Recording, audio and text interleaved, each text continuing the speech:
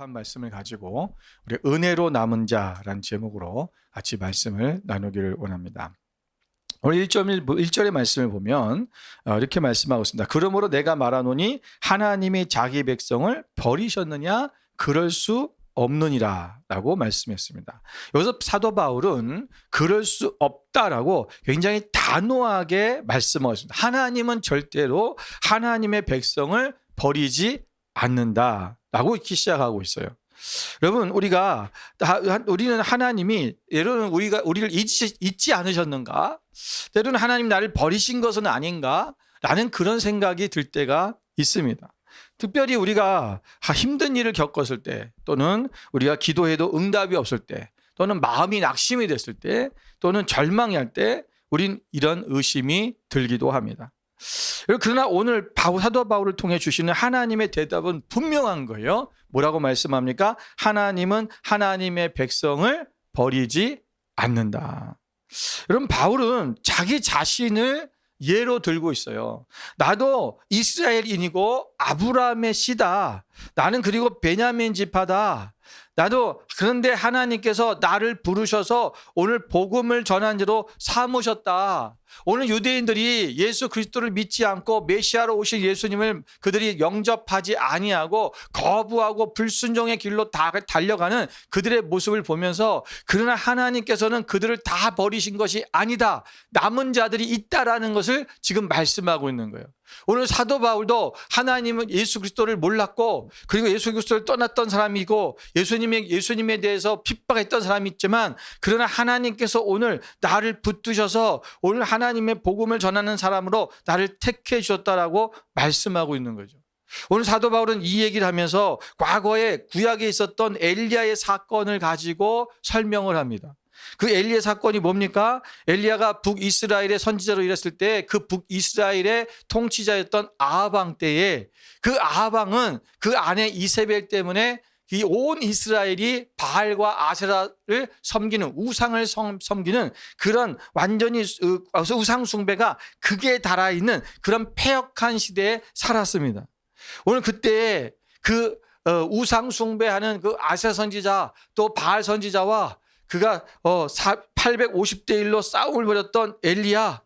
오늘 엘리야는 오늘 하나님 앞에 그렇게 말한 거예요. 나만 남았다라고 얘기했다는 거죠. 나만 남았는데 하나님, 저들이 내 목숨도 지금 죽이려고 찾고 있습니다.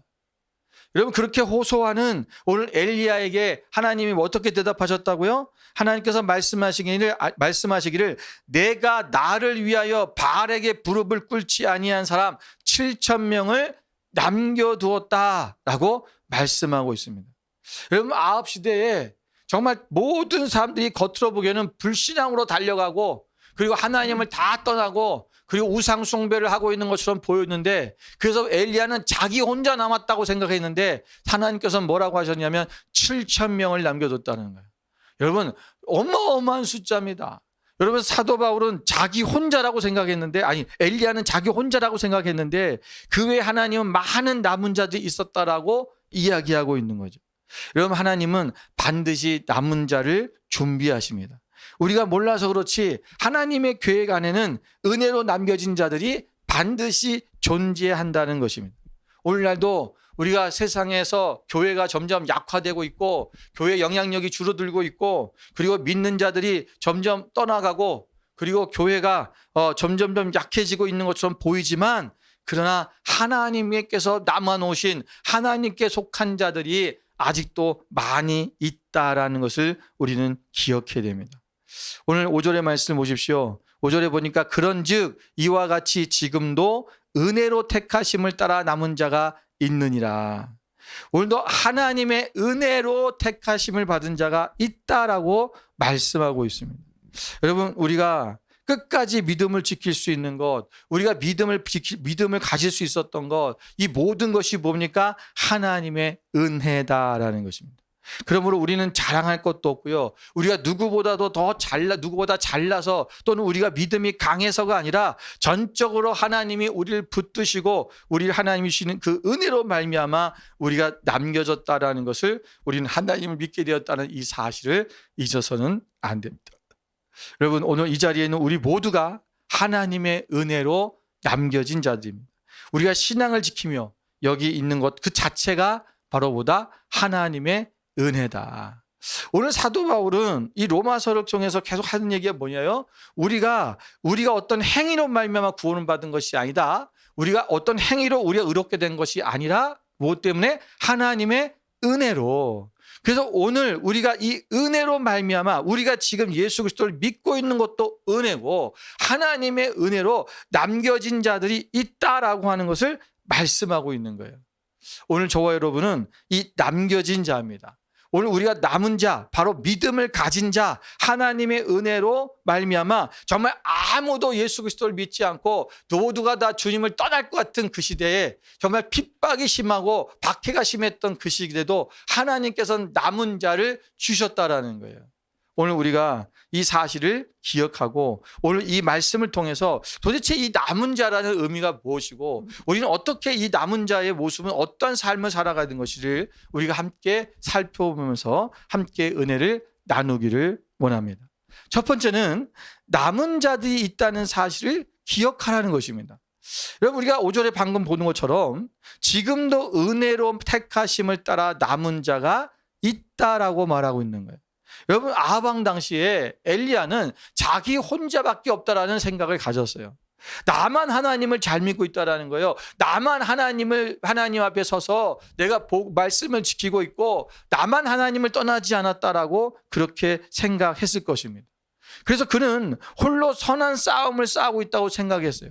아니 누가 보아도 다 그렇게 보였어요. 왜냐하면 여러분 믿음을 보인 사람, 다시 말하면 앞에 나와서 투쟁적으로 하나님의 말씀을 가서 전하고 그리고 왕 앞에 가서 하나님 말씀을 정하고 백성들 앞에서 하나님 말씀을 전하는 것은 누구예요? 선지자가 하는 일이에요. 그러니까 이 선지자인 이 엘리야만이 그것이 사람들 앞에 드러나 보였기 때문에 엘리야는 자기밖에 없다고 생각한 거예요.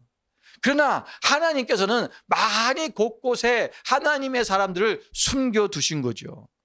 여러분 오늘날 우리가 이 세상에 보면 많은 교회와 신앙의 공동체가 있습니다. 그러나 때로는 어떤 교회나 단체가 우리만이 하나님의 뜻을 온전히 따르고 있다라고 그렇게 주장하는 모습을 보게 됩니다. 그리고 다른 교회는 다 타락했고 그리고 다른 교회는 다 잘못된 길을 갔고 오직 자기들이 말씀하는 것만 진짜고 자기들의 성경 해석만 진짜고 올바로 해석하고 있다고 다른 교회들은 다 잘못됐다라고 그렇게 이야기하는 사람들이 정말 많습니다. 여러분 이제 과거에 예수님 당시에 바리새인들이 그랬잖아요. 여러분 바리새인들은 자기들만이 옳다라고 했어요. 자기들의 생각과 자기들의 그런 가르침이 그것이 가장 옳은 것이다. 그리고 그것에 대해서 반대하는 사람들은 뭐요? 잘못되었다고 생각했죠. 예수님은 그들 향해서 뭐라고 했습니까? 이 회칠한 무덤이라고 말했어요. 회칠한 무덤이 뭡니까? 여러분 회칠했다는 것은 뭐냐면 무덤이 있는데 그 무덤에 여러분 그 무덤에 돌을 굴려서 무덤을 막았다는 거예요. 막고 나면 뭐라면 회칠을 해요. 열지 못하도록.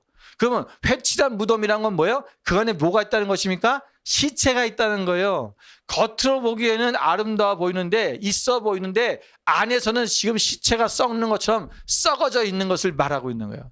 퇴폐하고 타락하고 썩어져 있는 바리새인들을 향해서 오늘 예수님은 그렇게 말씀하신 것입니다. 여러분 오늘날 우리가 믿음의 생활을 하면서 오늘 우리가 어떤 사람들은 앞에서 드러나서 앞에서 주장하고 나가는 사람들이 소리를 외치는 사람도 있어요. 우리는 보면 그런 사람들만이 야 정말 대단하다 정말 귀한 목사다 정말 저런 말을 할 수 있네 라고 얘기하는 그런 사람들 여러분 그렇게 말하는 사람들이 때로는 자기만 그런 줄 아는 경우가 많다라는 거예요. 아니요. 여러분 하나님께서 많은 사람들을 남겨놓으셨고 모든 공동체마다 하나님께서 행하시는 일이 틀리다라는 것입니다. 여러분 우리가 이렇게 생각하는 이유가 뭐냐면 영적 교만과 자기의 의 때문입니다. 여러분 고린도후서 10장 18절을 볼까요? 같이 한번 읽겠습니다. 옳다 인정함을 받는 자는 자기를 칭찬하는 자가 아니요 오직 주께서 칭찬하시는 자니라. 아멘. 여러분, 옳다고 인정을 받는 것은 자기가 자기를 지금 칭찬하는 것이 아니다. 내가 나를 칭찬하는, 나는 옳아요. 나는 이렇게 잘하고 있어요. 내가 나를 칭찬하는 것이 아니라 하나님께서, 주님께서 칭찬하신 자야만이 진정으로 이 옳다고 인정함을 받는 자다라는 거죠. 어떤 공동체는 스스로를 하나님의 특별한 부르심을 받은 그런 유일한 교회를 여기고 다른 교회들을 낮게 평가하는 그런 사람들도 있습니다. 여러분, 잠언 16장 18절 말씀 보십시오. 교만은 패망의 선봉이요 거만한 마음은 넘어짐의 앞잡이니라 그랬어요. 여러분, 우리가 교만해지시면 안 됩니다. 때로는 우리가 하나님 앞에 기도를 많이 한다고, 때로는 우리가 하나님의 뜻대로 살고 있다고, 내가 어떠한 일을 하고 있다고, 그것만이 가장 옳은 일이고 그것만이 가장 하나님이 기뻐하시냐고 생각해서는 안 된다. 여러분, 고린도서 12장 12절 보면 몸은 하나인데 많은 지체가 있고 몸의 지체가 많으나 한 몸인과 같이 그리스도도 그러하니라. 여러분, 우리가 몸에는 많은 지체가 있다라는 거예요. 낯이 마찬가지예요. 여러분, 우리는 이것을 교회에다가만 비유할 때가 있어요. 우리가 한 교회를 얘기할 때 한 교회 안에 많은 지체가 성도들이 있는데 각자가 맡겨진 일이 틀리고 하나님 한 마음이 돼서 우리가 한 몸 되신 그리스도를 섬겨 나가는 것이다, 이렇게 말해요. 맞습니다. 그런데 여기서는 우리가 이 지체가 한 교회만을 한 몸이라는 것은 온 교회를 얘기하는 거예요. 모든 그리스도인, 다시 말하면 예수 그리스도를 믿는 공동체, 모든 교회와 모든 단체와 모든 공동체가 다 마찬가지입니다. 그런데 우리가 거기에 다 한 몸이라는 거예요. 몸인데 각자가 지체가 있는 거예요. 여러분, 어떤 교회는 이것에 특화된 교회가 있어요. 어떤 교회는 이런 것을 특화하는 교회가 있어요. 어떤 교회는 이것을 잘하는 교회가 있어요. 여러분, 각 교회마다 주어진 하나님의 은사들이 있을 수 있다라는 거예요. 그래서 우리가 하는 것만이 최고고 우리가 하는 것만이 하나님이 가장 기뻐하시는 것이고 그렇게 얘기해서는 안 된다. 그래서 교만이라고 하는 거예요. 모든 지체가 하나님께서 부르신 대로 서로가 사랑으로 한 몸이 되어서 우리가 함께 교회를 세워나가고 하나님의 나라를 세워나가는 것, 그것이 있다는 것을 기억하라는 거예요. 왜냐하면 그렇게 안 되면 우리는 배타적이 되고 독선이 돼버려요. 그리고 우리는 하나님 안에서, 여러분, 모든 사람들이 나만 남겨진 것이 아니라 많은 사람들이 아직도 남겨져 있고 하나님이 남아놓은 사람들이, 여러분이 엘리야는 자기 혼자 빌어 생각을 했잖아요. 그런데 여러분, 하나님은 7천을 남겨주셨다. 엘리야 생각을 했을 거예요. 그 7천 명 다 어디 갔습니까? 난 이렇게 목숨 걸고 나는 이렇게 복음을, 말씀을 선포하고 있는데 그 7천 명은 도대체 어디 갔길래 말씀도 선포하지 않고, 때로는 와서 나를 좀 도와줬으면 좋겠는데 나를 도와주지도 않고 나만 홀로 이렇게 싸우고 있는데 도대체 어디 있냐는 거예요. 여러분, 우리는 그런 마음이 들 때가 있어요. 그러나 하나님께서는 다양한 교회 공동체를 통해 역사하십니다. 우리가 다른 교회를 함부로 정지해서는 안 됩니다. 하나님께서는 다양한 교회를 통해 역사하시고 또 우리가 우리만이 옳다라고 생각하는 순간 우리는 교만에 빠질 위험이 있습니다.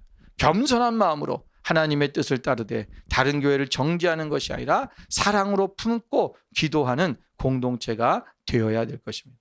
우리의 신앙이 참된 것인지 아닌지는 배타적인 태도로 드러나는 것이 아니라 하나님과 이웃을 얼마나 사랑하는지를 통해 증명됩니다. 두 번째는 우리는 복음 전함을 포기하지 말아야 됩니다. 여러분, 사도 바울은 하나님의 은혜에 의해 남은 자가 있다라고 말씀하고 있어요.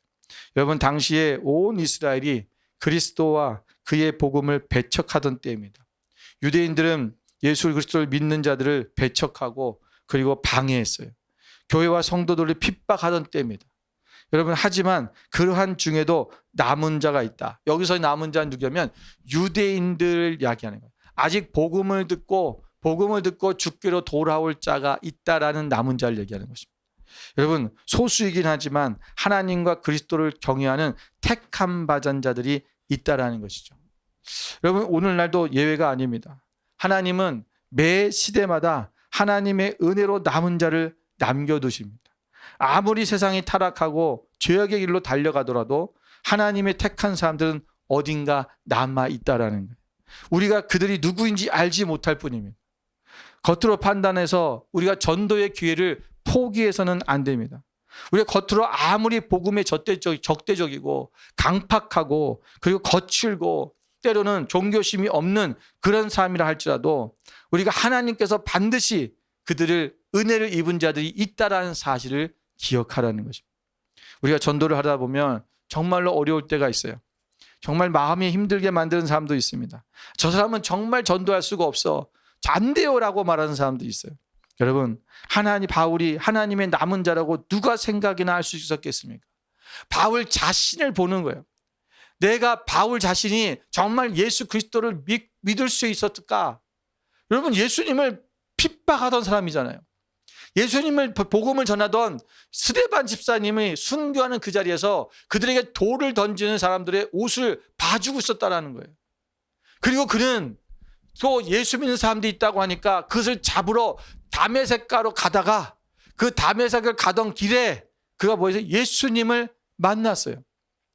여러분, 그 누구도 사도 바울이 회심을 하고 예수님을 믿을 거라고 하는 것을 아무도 생각하지 못하고, 아니 본인조차도 생각하지 못했을 거예요. 그런데 어느 날 예수님께서 찾아오셔서 그를 만나 주셨습니다. 여러분, 우리는 어떤 한 사람도 포기해서는 안 됩니다. 그렇게 믿는 사람들을 핍박하고 잡으러 다녔던 사도 바울도 예수님이 한날에 한꺼번에 한 번에 그를 예수님을 만나게 하시잖아요.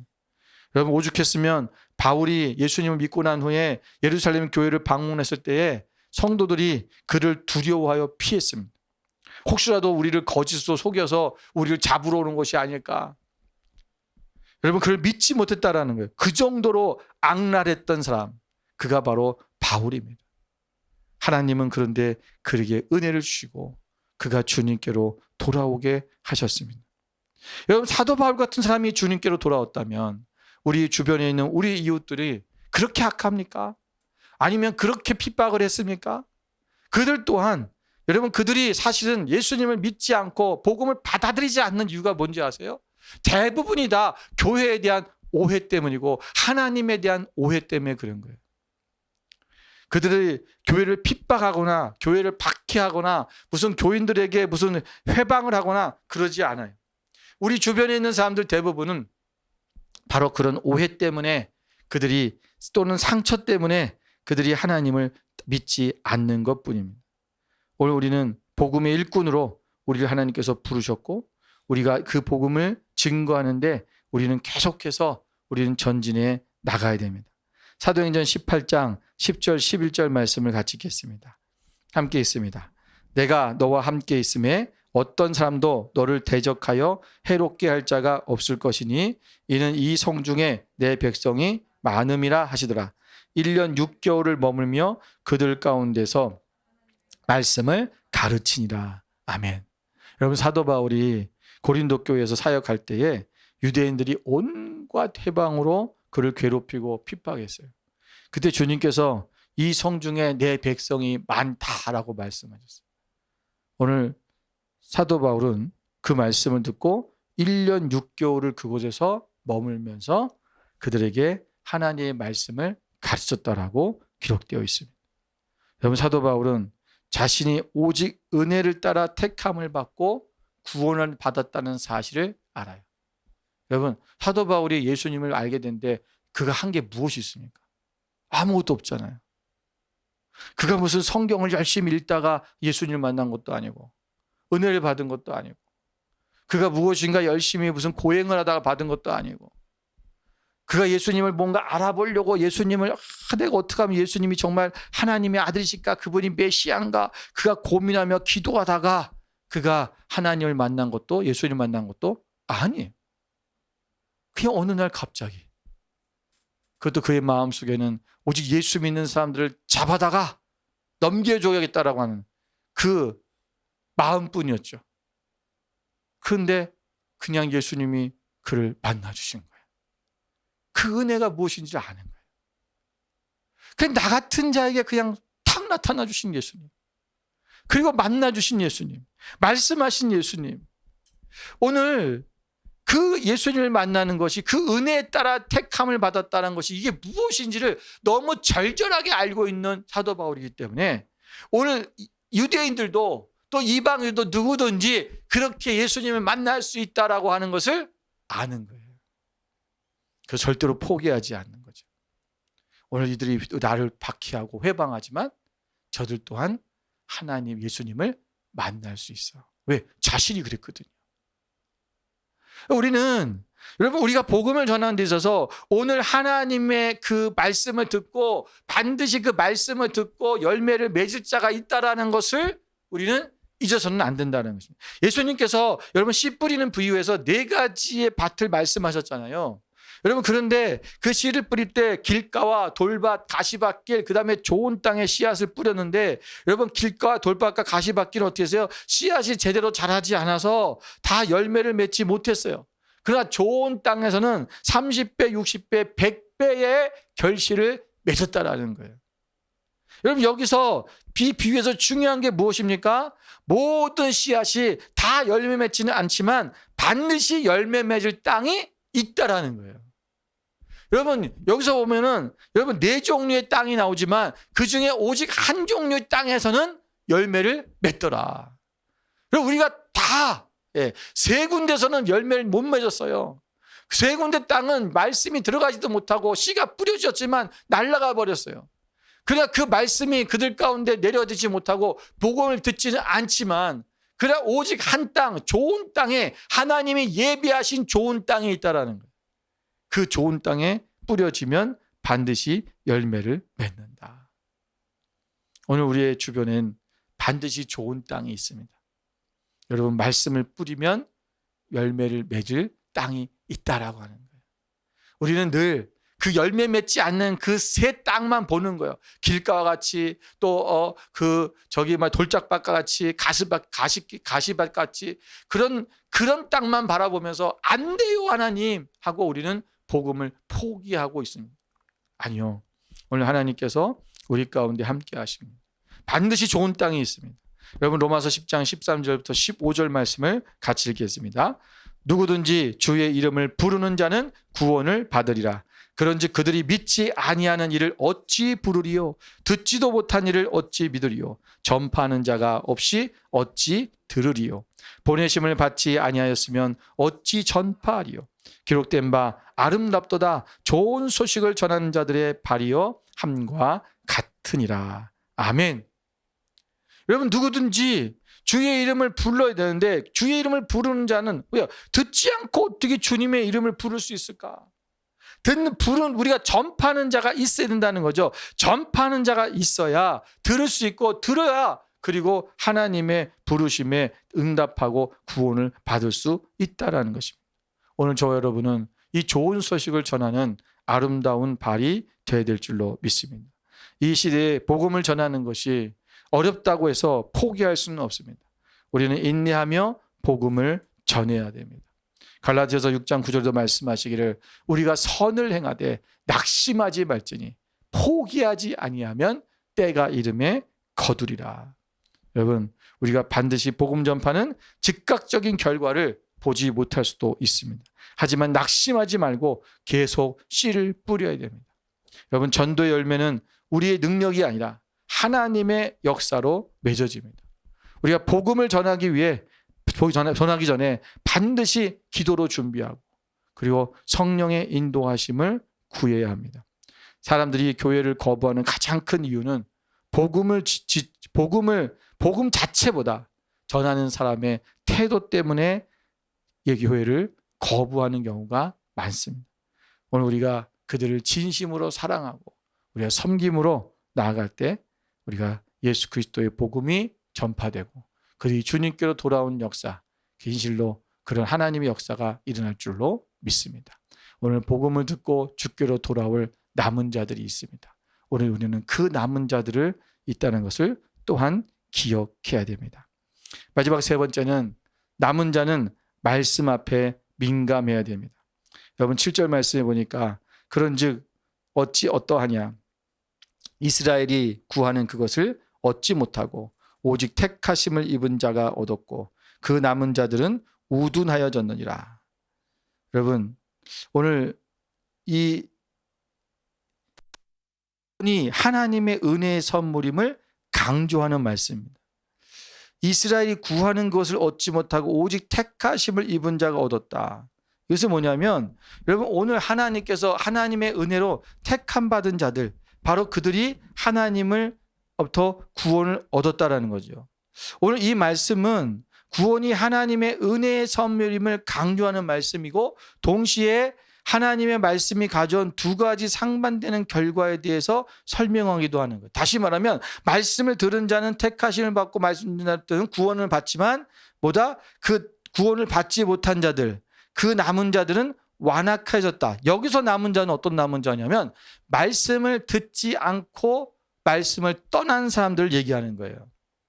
자, 오늘 여기서 우리가 남은 자를 굉장히 하는데 우리가 정말 하나님께서 부르셨을 때 그 하나님의 말씀대로 온전히 서서 남아있는 자, 그 남은 자, 하나님의 말씀을 붙들고 나가는 그 남은 자가 있고 또 하나님의 복음을 들어야 될 남은 자가 있고 하나님의 복음을 듣지 않고 거부하고 저 우둔해서 그 다음에 멸망의 길로 떨어지는 그 남은 자가 또 있다라는 것입니다.